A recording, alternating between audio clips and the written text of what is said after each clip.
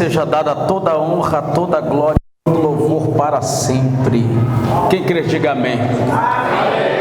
Pega a sua Bíblia, você que a trouxe nessa noite. Vamos ler um texto aqui abençoado. Livro do profeta Ezequiel, capítulo de número 15. Livro do profeta Ezequiel,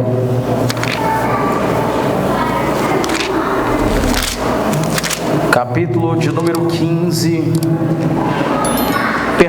capítulo de número 14, o versículo é o de número 12. Livro do profeta Ezequiel, capítulo de número 14, o versículo é o de número 12. Está escrito assim: veio ainda a mim a palavra do Senhor dizendo: filho do homem, quando uma terra pecar contra mim, se rebelando gravemente por conta da sua infidelidade, estenderei a minha mão sobre ela e lhe quebrarei o sustento do pão, e enviarei contra ela fome, e cortarei dela homens e animais, ainda que estivessem no meio dela estes 3 homens, Noé, Daniel e Jó. Eles salvariam apenas a sua própria alma, diz o Senhor Deus Todo-Poderoso. Amém? Sente aí glorificando o Senhor Deus, porque Ele é bom e a sua misericórdia dura para sempre. Eu quero agradecer a Deus pela vida do pastor Romário, por todos esses dias ter cuidado muito bem de nós, por ter aberto a porta da sua casa e também do ministério que o Senhor Deus confiou sobre ele, para estarmos aqui trazendo uma porção de Deus para a sua vida. Assim como Deus tem feito todos os dias em que pisamos os pés aqui no estado do Goiás, eu acredito que nessa noite não será diferente. Deus fará algo sobrenatural aqui nesse lugar. Quem acredita, diga eu.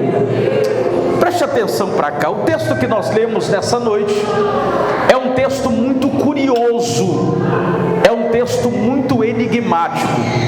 Dos 31.173 textos da Bíblia, este texto é um texto dificílimo de interpretação.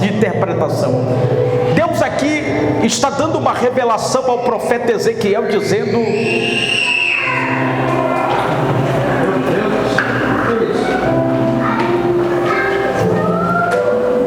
está dando uma revelação ao profeta Ezequiel, dizendo: filho do homem, se uma terra, uma nação pecar contra mim por conta da sua infidelidade, estenderei a minha mão sobre ela, arrancarei dela o sustento do pão, enviarei sobre ela fome e matarei homens e animais. Mais ainda que estes 3 homens, Noé, Daniel e Jó, estivessem no meio dela, salvariam apenas a sua própria alma, diz o Senhor Deus Todo-Poderoso.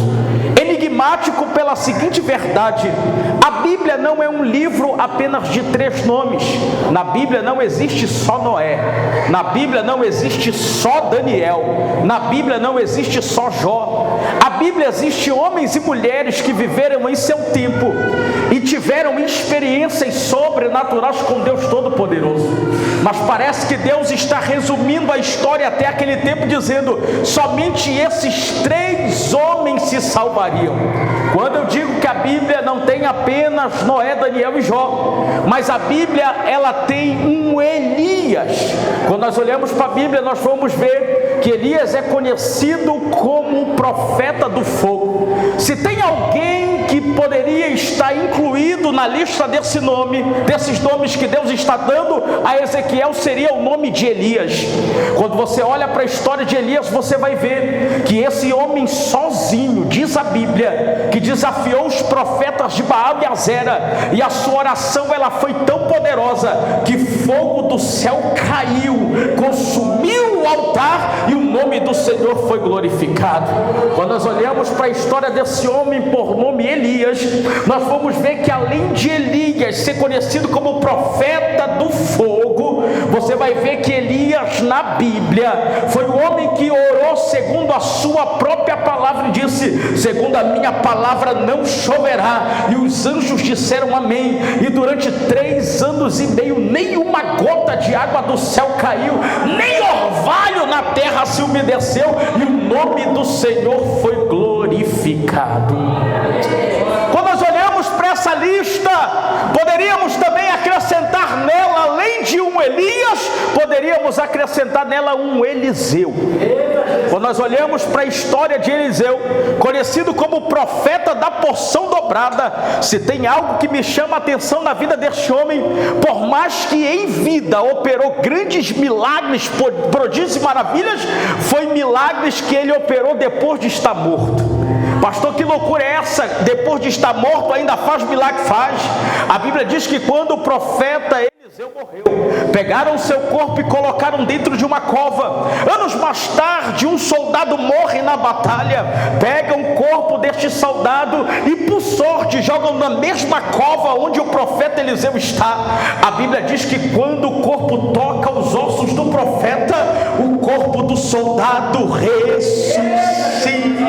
Levante a mão que eu quero profetizar para você nessa noite.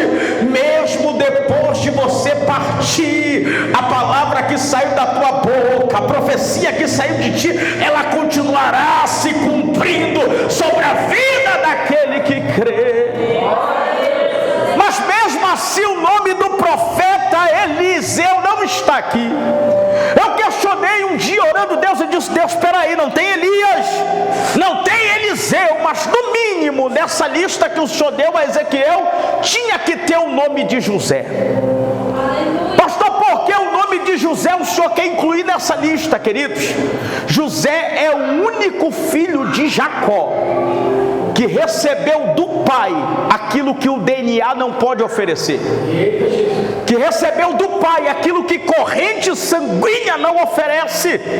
Nasceu Rubens e não recebeu, nasceu Judá e não recebeu, e os outros também. Mas no dia em que nasceu José, assentado na mesa com a sua família, ele elevou a sua voz e disse: papai, eu tive um sonho de Deus.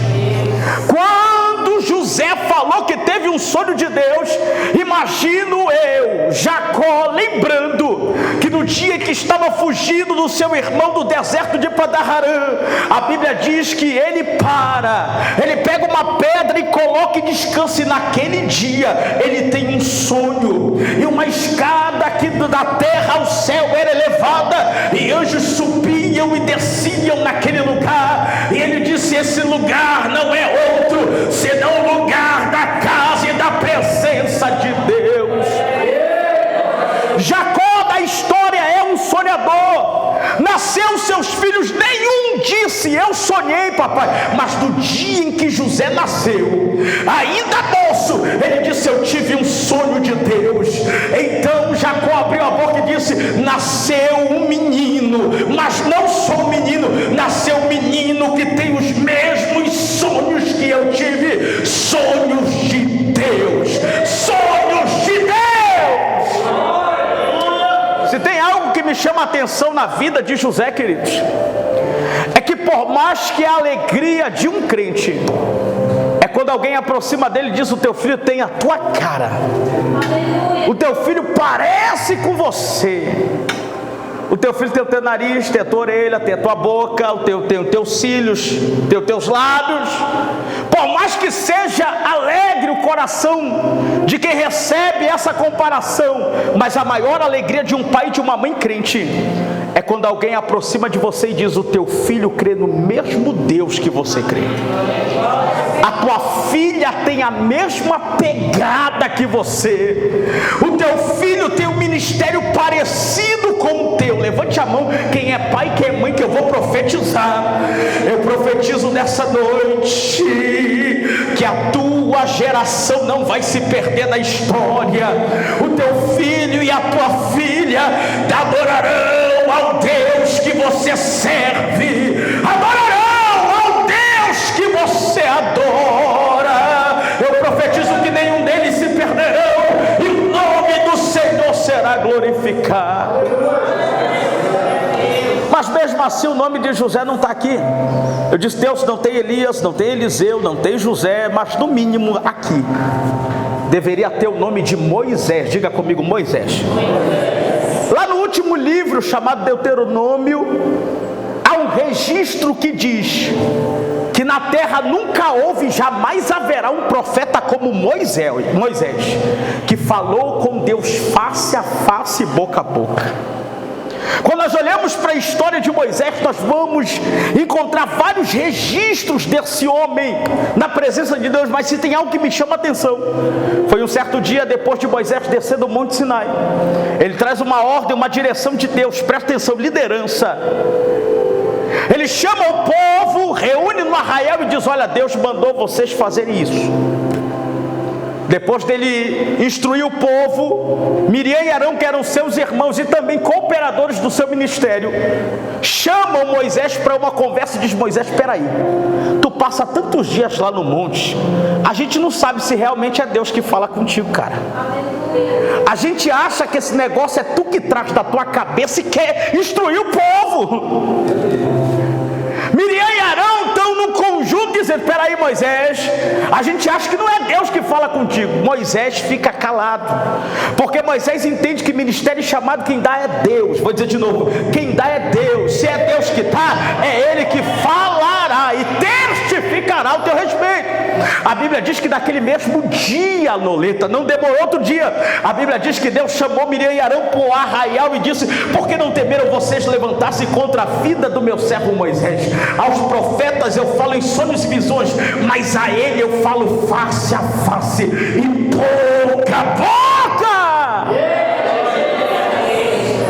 Moisés da história é o homem que mais teve intimidade com Deus, mas mesmo assim Deus não mencionou o nome de Moisés aqui. Diga comigo, Noé, Daniel e Jó. Daqui nasce um ponto de interrogação. O que é que esses três homens têm que Moisés não tem, que Elias não tem, que Eliseu não tem, que José não tem, nem o outro na Bíblia tem, a ponto de Deus dizer que se uma nação pecasse contra ele, somente Noé, Daniel e Jó se salvariam. Aleluia. Foi aí que eu, em oração a Deus, Deus falou comigo e disse, filho, que eu estava entregando para Ezequiel nada mais era do que uma senha e um código, uma lista de 3 nomes, conhecida como a lista dos sobreviventes. Diga comigo, a lista dos sobreviventes. Fale mais alto, diga sobreviventes. Se nessa lista tinha só 3 nomes, eu acredito que a partir de hoje Deus vai começar a acrescentar novos sobreviventes sobre ela. E eu acredito que o teu nome vai estar lá, porque quem olha para você vê o quanto você tem rompido. Pessoas olham para você e dizem como é que ela continua de pé, como é que ele continua firme, apanha de um lado, apanha de outro, é humilhado daqui, é humilhado de lá, mas ele entende que está sobrevivendo na presença de Deus. Levante a mão que eu vou profetizar nessa noite. Se tem algo que eu sei acerca da palavra de Deus, é que aquele que sobrevive é honrado na presença dele. Esses 3 nomes, Noé, Daniel e Jó, viram na Bíblia aquilo que ninguém mais viu. E estes 3 homens sobreviveram aquilo que ninguém jamais sobreviveria. Quando eu orei a Deus, Deus disse, Alessandro, esses 3 homens aqui, que eu mencionei, eles viram aquilo que ninguém mais viu na história. Esses 3 homens sobreviveram aquilo que ninguém jamais sobreviveria. Se tivéssemos a oportunidade dessa noite de pegar esse microfone, entregasse na mão de Noé, e perguntássemos: Noé, conta para nós, camarada, o que foi que tu viu que ninguém mais viu na história? Aleluia. Noé pegaria esse microfone e diria: Alessandro, é o mesmo Deus, é o mesmo Senhor. Mas pensa comigo, quando a ordem foi me dada para construir a arca, tentei evangelizar a nação, mas ninguém queria Deus. No dia em que Deus fechou a porta da arca, ninguém saía, ninguém entrava, mas era possível eu ver aquilo que ninguém mais viu. O que foi que tu viu, Noé? Eu vi a minha geração inteira naufragar, mas eu e a minha casa sobreviver. Eu vi o meu mundo inteiro morrer afogado, geração, corpos boiando, criança gritando, mas eu e a minha casa sobrevivemos. Ninguém na história viu o mundo do seu tempo morrer afogado. Noé viu que quando o dilúvio veio, todos aqueles que estavam sobre a terra morreram afogados, naufragaram. Mas Noé, dentro de uma arca, sobreviveu. Se tivéssemos a oportunidade dessa noite de pegar esse microfone e entregar na mão de Daniel e perguntar: Daniel, o que foi que tu viu que ninguém mais viu? Daniel diria: eu presenciei muitas coisas na minha vida, mas se tem uma que eu presenciei e que eu vi acontecer imediatamente, foi quando o rei deu uma festinha para os seus amigos lá no seu palácio. Pegaram o copo da casa do Senhor. Naquele mesmo dia, Deus pegou o dedo e começou a escrever na parede: Mene, mene, tekel, parsim. Pesado foste na balança e achado falta. E a Bíblia diz que quando o rei mandou chamar Daniel para interpretar aquilo que estava sobre a parede, Deus deu a mim um entendimento, e eu terminei a profecia dizendo: hoje mesmo tu estarás dentro de uma cova. E assim o Senhor fez. Conta mais para nós, Daniel, o que foi que tu viu que ninguém mais viu? Daniel diria: eu vi o meu tempo, a minha geração e o povo da geração aonde eu estava adorar deuses e não ter lugar para o nosso Deus ser adorado. Tramaram contra mim, jogaram dentro de uma cova com leões. Deus enviou seu anjo para me guardar e a boca dos leões foram tapadas.